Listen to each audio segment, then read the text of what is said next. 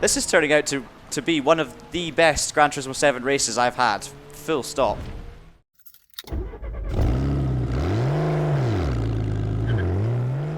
Hello everybody and welcome back to the Traxion channel for another brand new video, and this is the second week of my brand new series where I take a look at some of the newest updates that racing games have to offer. And in this week's episode I'm going to be taking a look at Gran Turismo 7 because version 1.13 has released, it's free for everybody, and there is some new content. Now I have to say the most exciting thing for me about this new update is the new cars that we have, because we have the 1991 Suzuki Cappuccino that Gran Turismo fans know and love. We also have the new Subaru BRZ S and the BRZ GT300 as well. As well as the new cars, we have a new layout for Spa-Francorchamps, which is actually a bit pathetic because it's just the same layout with the start-finish line moved to the other straight and a longer pit lane. But, you know, it's an update. And we also have a bunch of new races at Spa to go with it on the new layout, one of which I will be doing later on in this video. There are, of course, as always, a bunch of other small tweaks, and these can all be found on the TraxionGG website. One final thing I do need to mention about version 1.13 is an update to force feedback for the DD Pro. There's a few wheels that the force feedback's been updated for, but this is one of them. You can catch our full DD Pro review up there, I think. And to go with these force feedback updates, there have been a few physics tweaks as well. But I've been rambling on long enough now, so I'm going to jump in and give this a shot. First up then, the Suzuki Cappuccino, a Gran Turismo legend, 1991, 292 pp, £20,000 can be bought in the used car dealership. There's a big sign saying hot beside it.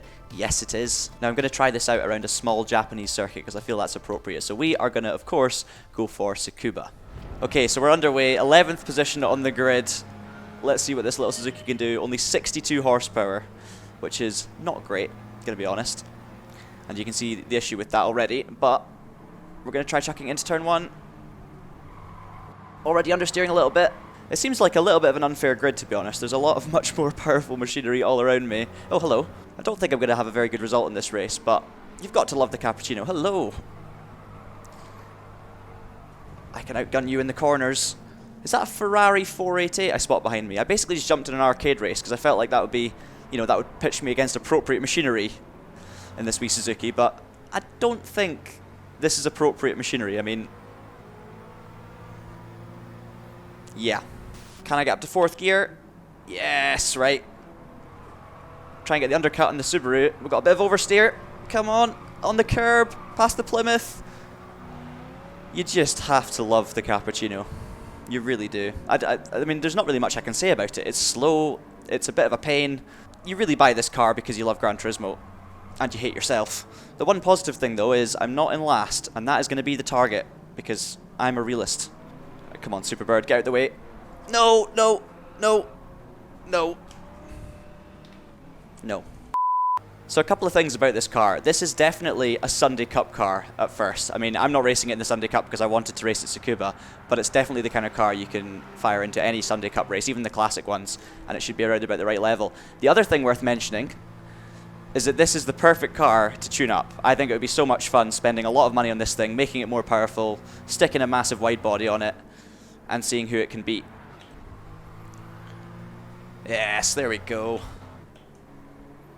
Get the weight transferred over, attack it on the power. Give it a Scandinavian flick into the hairpin. Yes. Down to 3rd on the power. All 62 horses running. You know I'm going to get him. I'm going to get them. That is basically a victory. Oh, I do love the Cappuccino. I just do.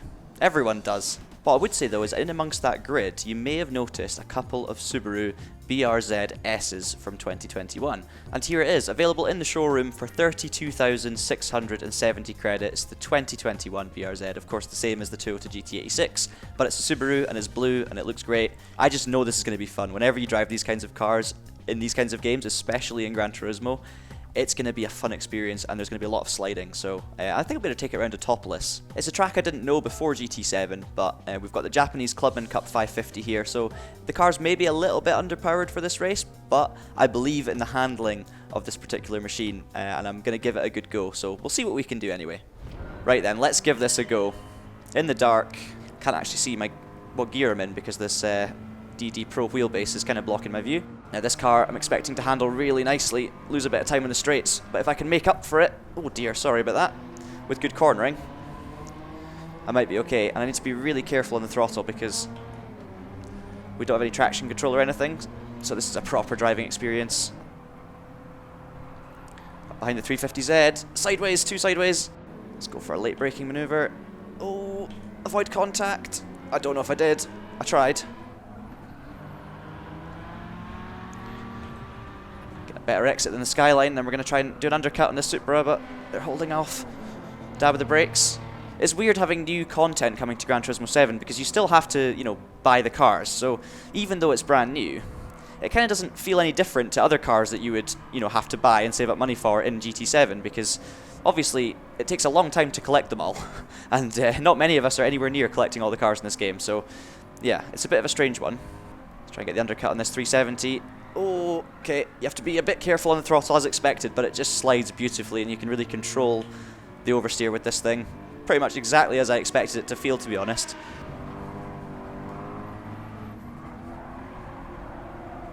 I don't really care where I finish in this thing. Much like the Suzuki, it's just a bit of fun, isn't it, really? You could obviously make this thing quicker. But Gran Turismo 7, it's not really about making your car as quick as it can be, because at the end of the day, you can just buy a faster car. Like, it's not as if you need to make everything as quick as possible to win the races, because you can pretty much tune the cars to your preference if you need to go for speed. But with a car like this, I don't really want to touch it. I just want to leave it as it is, because it feels so good straight out of the box. It's always going to be an enjoyable race, so if more 550 races like this one come up, this car is only 484, but it means I can have a lot of fun trying to win. There's another bold inside move. Hopefully avoided contact because the AI backed out. This car does seem to have ABS by default, which is helping a little bit. We've got the CSL Elite pedals on here for the first time as well.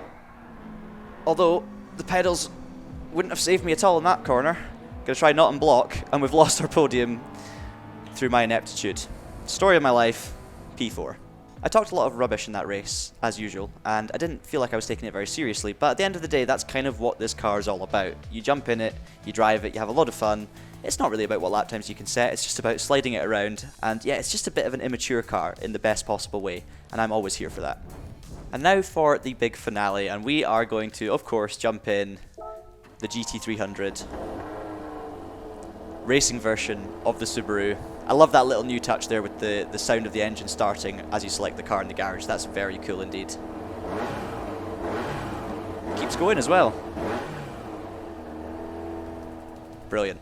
So this car is actually in the Group 3 category, unlike the GT500 cars, which are in Group 2 of course. This thing has 478 brake horsepower, so it's less powerful than most of the Group 3s. Look at the Subaru, for example, 591 horsepower, but this thing has a bit more aero, so it should be good round the corners. It's going to be very interesting to see how it gets on the new Spa layout, which is actually the old Spa layout with some different lines. Now yes, this car will set you back 450,000 credits if you buy it from Brand Central. However, if you then go and take it to a 60-minute race, the World Touring Car 800 event at Spa on the new layout, you can earn a maximum reward of 1 million credits, which if you add the 50% clean race bonus, will turn into 1.5 million. So my aim is to win this race, get the clean race bonus, and I've made back 3 times as much money as the Subaru cost me. Okay then, 60 minutes of Spa, my first full 60-minute race actually on Gran Turismo 7. It's going to be interesting to see how the strategy plays out. Obviously this is going to be a very much cut down version for you guys, but not only is this a chance for me to try out...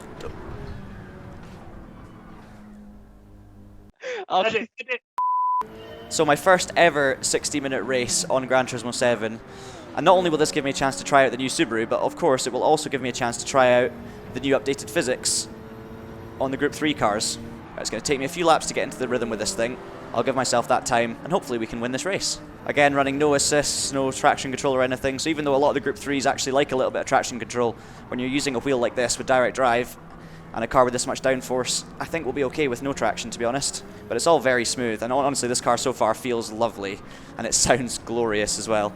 I can just about take Blanchimont flat, hit the brakes. Oh, really hit the brakes. Load cell pedal, working well. What I would say so far, this is all very easy, and I mean that in a good way. This feels like a high downforce GT car should. I'm still getting understeer, like I have to slow down enough for the corners, so it's not unrealistically grippy. But it's not trying to kill me every time I accelerate out of a corner. It's well balanced. Because of the lower power and the nature of the turbo coming in, it's quite subtle, it's quite gentle. So you can actually put your foot down fairly hard and not worry too much about oversteer. Now, part of that will be down to the car, being a GT300, and part of it, of course, will be down to the physics update. But I've got to say, it feels better than what I've experienced so far with Group 3 on this game. Can we take Oruge and Radeon flat out? Probably with no setup work, it's going to be unlikely. Oh, I think I had a little bit of a lift there. A safety lift past the other Subaru. Oh, that was unexpected on the AstroTurf. Oh no, that's undone a lot of hard work. I'm pretty much going to be right at the back again. Can't safely rejoin, come on. Hello, Lucas. Nice big Nissan butt. Let me through, thank you very much. So I don't actually think the start line has changed. I'm trying to remember back to my races at Spa on this game, and I'm pretty sure the start line was the new pit straight, which is the same as this, so it must just be the pit lane that's actually changed. I would have liked to have tried it before the physics tweak, because I do feel like it's on rails. It just feels very planted, and if anything, it's a bit too planted, it's a bit too safe. And that's not a bad thing, because this car possibly should feel more planted, but I don't know, it just doesn't feel as lively as you might have hoped, especially when I've got no assists on. Another Subaru, Hazal, we'll go left. Hello, do you know I'm there? Hello? Do you acknowledge my existence? No, because you're a Gran Turismo 7 AI. Interesting to see so many AI cars making pit stops, because I still have, you know, a fair amount of fuel. So I wonder if this GT300 is better on fuel than the kind of regular Group 3s that are based on GT3 cars. It's also getting dark, which is interesting, so time is flowing very quickly. I've got to say, I do really love the strategical elements of Gran Turismo 7 races, when rain is a thing, when fuel and tyres are a thing, because you never really know what the other AI are doing, and it's really fun to try and fuel save and work out your strategy as you go. I find that incredibly entertaining anyway, especially when you're watching rising water levels. Oh, listen to that Mazda! I want one. Okay, so we drive all the way through, around La Source, and down into the old pit lane as the endurance one, which makes sense. That's what the pit lane we use in endurance races in real life when we're at Spa. Hello. That was an interesting rejoin. If I could go back to the setup menu, I definitely would try and dial out some of the understeer in this thing. I would try and just give it a more lenient front end. Oh, hang on a minute. That's rain on the windscreen. I swear that's rain I just saw. I've just pitted. No. There goes the wipers. We've got no rain on the indicator bottom left. Right, we're going to prepare to come in. There's the rain. Oh no. What a waste of a stop. Neutralizes the whole field. Oh, it's really heavy around here. Yeah, this is the thing. This is the thing with Spa, isn't it? There's standing water all of a sudden. I think I'm going to pit. Took the safer option. Let's go on intermediates. Oh, it was tricky. Tricky to decide. The track's still not super wet, but I feel like it's only getting worse.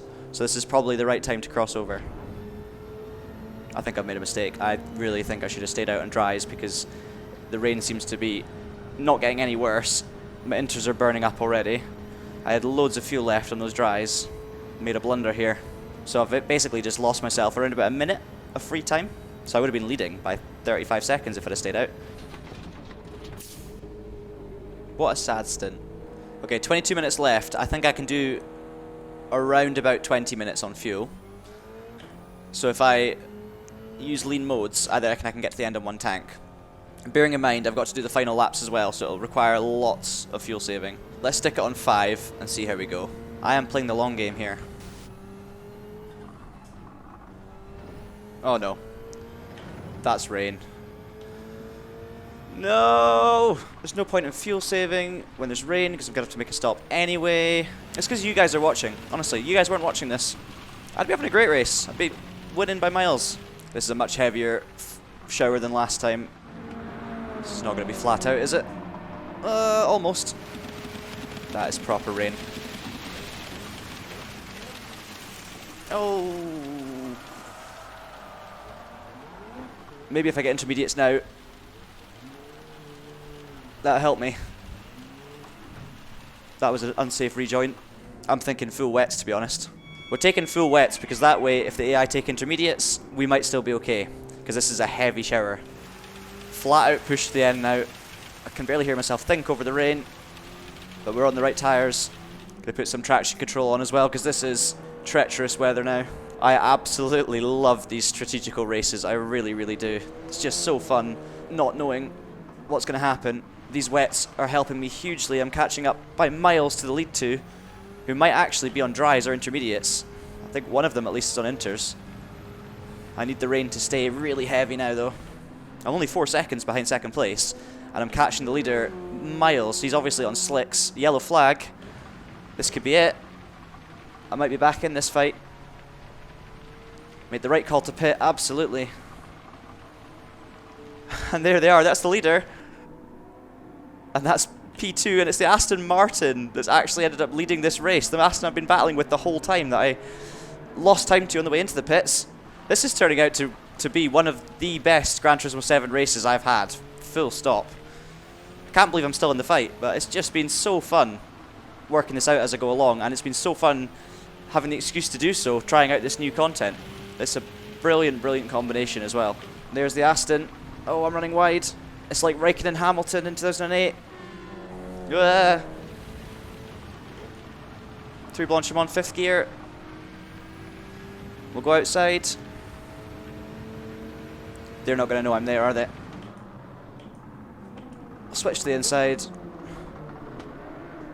Hit the apex, block the inside. And for the first time in this entire race, I'm pretty sure, we are leading outright. The rain is stopping though. I might still need to come in for inters.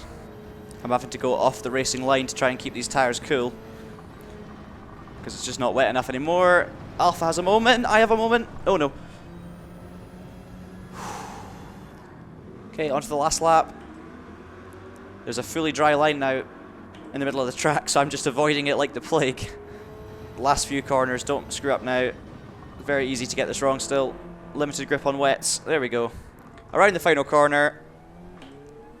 And that was a hugely fun hour. Not an hour for you guys, thankfully, but that was a great, great fun race. And I take the win in the Subaru BRZ GT300. Here's our winnings. The question is, I was going to say, did we get a clean race bonus? We clearly did, because 1.5 million credits. So that's a lot of money. And 102 miles in one race as well. So I'll try and wrap things up fairly quickly, because I'm sure that's not been the shortest of videos, but thank you so much as always for watching. Really good job from Gran Turismo as well with this update. The track I'm not so fussed about, it's just a longer pit lane version of Spa, so nothing exciting, but 3 great cars, 1 great race car, 1 that's huge fun to just slide about and have a laugh with, and 1 that is of course an icon for Gran Turismo, so a nice balance there, and 3 very well made cars. Make sure you subscribe to the Traxion channel if you don't want to miss next week's video, where I'll be covering something else new in the racing game genre, and of course hit the notification bell to see these videos as they are released. But until I see you next time, thank you so much as always for watching, keep it pinned, and have a great day.